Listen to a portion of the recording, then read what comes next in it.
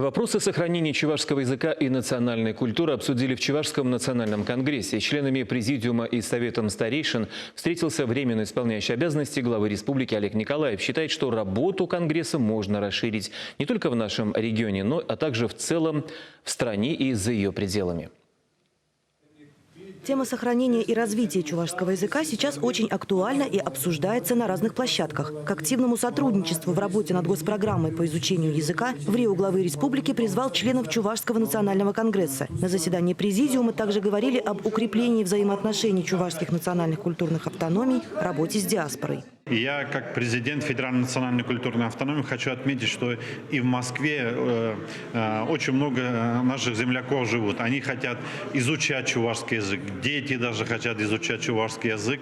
И не стесняются они говорить, что они чуваши. И, конечно же, для нас важно то, что вот дети наших земляков, которые проживают в Москве, тоже изучали чувашский язык. И для этого в нашем представительстве, чувашском представительстве в Москве открыли специальные курсы для изучения чувашского языка. Сейчас за пределами республики живут больше 600 тысяч чувашей, отметил Леонид Черкесов. Культурным автономиям нужно всесторонне помогать. Для этого есть все условия. На поддержку и развитие национальной культуры и языка направлена госполитика. Я вот бываю в регионах, да, мне даже говорят: вот, Николай Федорович, вот моих родителей уже живых нету, они были чувашами. А мы вот, например, так получилось, что мы это родной язык не знаем.